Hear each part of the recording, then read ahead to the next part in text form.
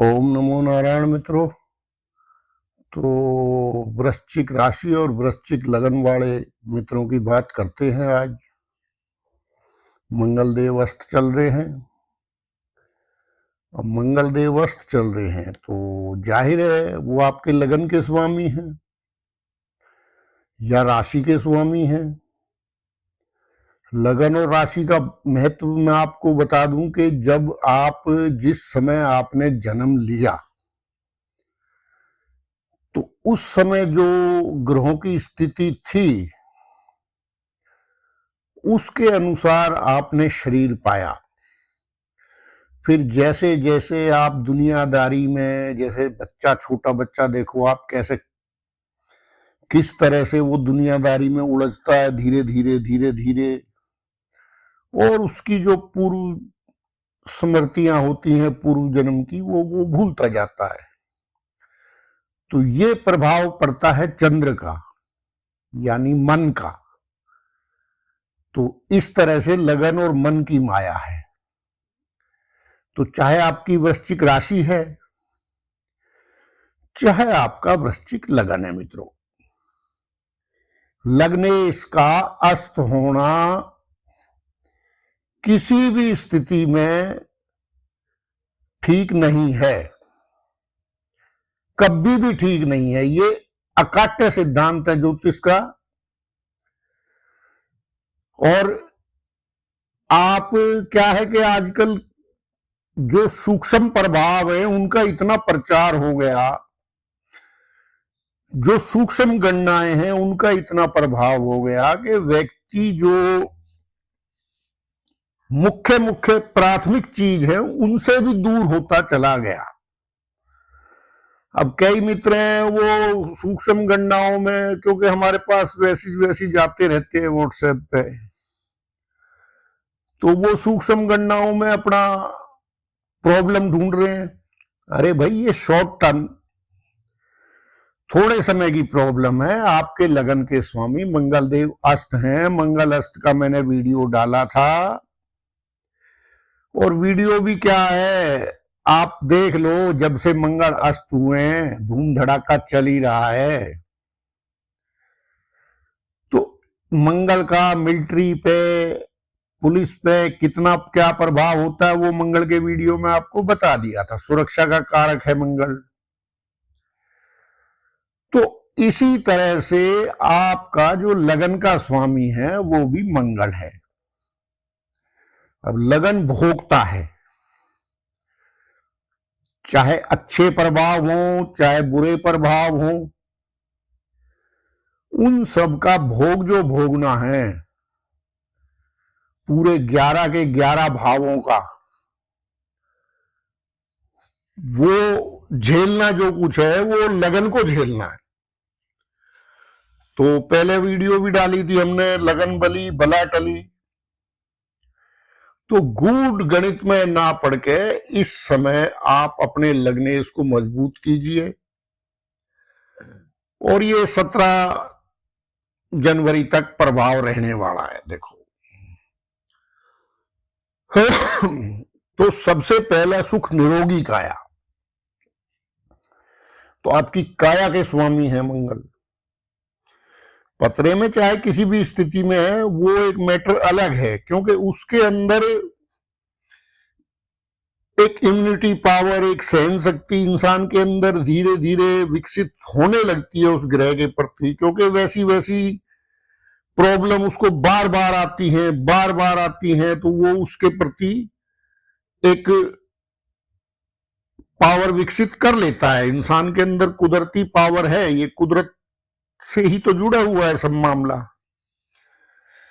लेकिन जब अकस्मात जैसे अब ये मंगल अस्त हुआ है तो इस समय में पीड़ा बढ़ जाती है।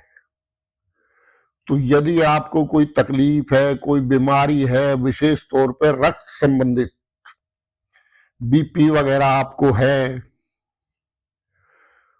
तो आप उस स्थिति को बहुत सीरियसली आप संभालें। क्योंकि इस समय में आपका जो पावर है लगन की, या जो कह लो आपकी जो इम्यूनिटी पावर है, सहन शक्ति है, वो अपनी पावर में नहीं है, ठीक, फॉर्म में नहीं है। जैसे बल्लेबाज फॉर्म में नहीं होता है ना, तो वो कोई 5 पे, कोई 10 पे, कोई 0 पे, कोई 2 रन पे ऐसे आउट हो जाता है। तो इस समय में आपको विकेट बचानी है। क्या इस समय में आपको रन करने नहीं जाना है? 15-17 जनवरी तक ये स्थिति रहने वाली है मंगल की। अब नीच के सूर्य 7 में है, भाव भी 12वां है, व्यय का भाव है। अब व्यय भाव में तो व्यय तो होगा ही। अब उसमें सब प्रकार का व्यय है, आपके चरित्र का भी व्यय हो सकता है, आपकी सेहत का भी व्यय हो सकता है, आपके धन का भी व्यय हो सकता है। तो एक खाली धन के व्यय से नहीं, आपको हर स्थिति से, हर प्रकार के व्यय पे कंट्रोल रखना पड़ेगा इस समय में, और अपनी कामनाओं पे अंकुश लगा के चलना पड़ेगा 17 जनवरी तक। आगे आपकी मर्जी है, क्योंकि केतु युति भी है। अभी 30 तारीख तक तो केतु भी साथ में ही है, और सामने राहु है। और कोई स्थिति होती तो चल जाता, क्योंकि मंगल को तो आदत है, मंगल तो सिपाही है ना, शूरवीर है, वो किसी भी भाव में हो वो अपना प्रभुत्व बना ही लेता है। लेकिन वर्तमान में क्या करें, जो मंगल के फल देंगे सूर्य, वो भी इस समय में नीच के हैं। वरना तो सामान्य स्थितियों में तो कोई इतना ज्यादा विशेष प्रभाव नहीं पड़ता।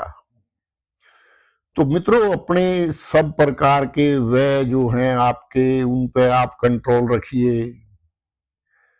जो आपकी तकलीफ, बीमारी है, कोई है, तो आप अपना चेकअप वगैरह और उसका खान पान की जो डॉक्टरों द्वारा बताई गई हो,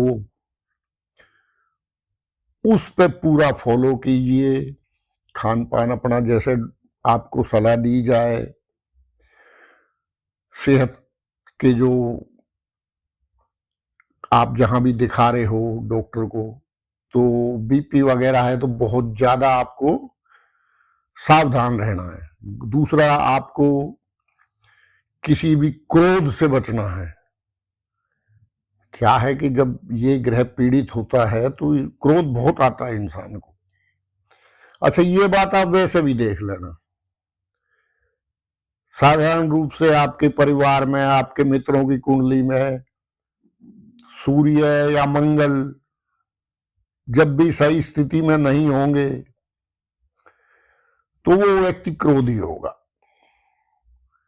क्योंकि जो बल, जो पराक्रम, जो इनकी एक डिमांड है, ये ग्रह ही ऐसे हैं, तो जो वो इन्हें नहीं मिल पाता है तो क्रोध आएगा। पावर हाउस है सूर्य तो तेज का, और मंगल बल। तो जब इस चीज की कमी होगी, क्योंकि क्रोध एक प्रकार की कमजोरी है, तो आप ये सिद्धांत एस्ट्रोलॉजी के बुजुर्गों ने बताए हैं, आप कभी भी इनको आजमा कर देख लेना, किसी भी कुंडली पे आजमा कर देख लेना। तो जब सूर्य मंगल की स्थिति, जिसकी जन्मगत भी ठीक नहीं होगी, वो क्रोधी होगा। और अगर सूर्य मंगल की स्थिति ठीक है जन्मगत, तो उसके अंदर बहुत सहन शक्ति और बहुत तेज होगा, वो बिना बात में किसी से झगड़ा नहीं करेगा। ठीक है ना? तो इसलिए कोई भी आपको क्रोध की स्थिति बने, किसी भी झगड़े की स्थिति बने, तो उस स्थिति से आपको बचना है। ड्राइविंग वगैरह भी बड़ी सेफ साइड, बिल्कुल आपको बेफालतू की यात्राएं करने की आवश्यकता नहीं है। इस समय में टाइम पास करने का टाइम है। आगे आपकी मर्जी है, मैं किसी को जबरदस्ती तो रोक नहीं सकता। जो ज्योतिषीय स्थिति है वो बिल्कुल आपके विरुद्ध नजर आ रही हैं। ठीक है, किस तौर पे? एक शारीरिक तौर पे, एक व्यय के तौर पे, खर्चे के तौर पे। अब रही बात ये कि केतु भी साथ में है और शैया का भाव है 12वां भाव। वैसे बहुत कुछ एस्ट्रोलॉजी कहती है, लेकिन आप कहते हो भाई वीडियो लंबा हो जाता है, तो केतु के साथ होने से तो किसी भी प्रकार के अवैध संबंध या ज्यादा भोग विलास, वो प्रवृत्ति, कामुक प्रवृत्ति भी इस समय में आपको बहुत ज्यादा झंझट में डाल सकती है। तो इन पक्षों पर आप ध्यान रखिए। वीडियो को ज्यादा लंबा अब नहीं करते हैं। और दूसरा, हनुमान जी की आराधना कीजिए, मंगलवार को फल फ्रूट खाइए, जूस पिए। क्या जो कोई दान यदि आपको भगवान ने इतना सामर्थ्य दिया है तो गौशाला में आप जो भी दवाई का दान होता है वो दान कीजिए। तो जो उनके इलाज के काम आती है, विशेषकर जिन गौशालाओं में ऑपरेशन का कार्य होता है, तो वहां पे उस चीज में आप सहयोग कीजिए, चाहे दवाइयों से, चाहे पैसे से, चाहे जैसा भी आप कर सकते हैं। अगर कोई दिक्कत है तो आप श्रम भी कर सकते हैं, वहां पे मेहनत भी कर सकते हैं। तो या फिर आप कोई शहर में हो, आपका कोई ऐसी दिक्कत है कि भाई आसपास गौशालाएं नहीं है, तो आप उसको किसी गरीब के ऑपरेशन में सहयोग कर सकते हैं। ठीक है ना? तो इस समय में इन चीजों का आप ध्यान रखिए, ये दान कीजिए, तो ठीक रहेगा, कोई दिक्कत नहीं है। ये तो ग्रह अस्त होते रहते हैं, चलते रहते हैं, सूर्य के नजदीक आता रहता है मंगल हर, तो जब भी आएगा तो ऐसा होगा। तो वो अपना पिछला जब अस्त हुए थे तो उसका रिकॉर्ड लगा लीजिए, जब आपको क्या तकलीफ हुई थी, कैसे हुआ था क्या। तो ठीक है मित्रों, ओम नमो नारायण।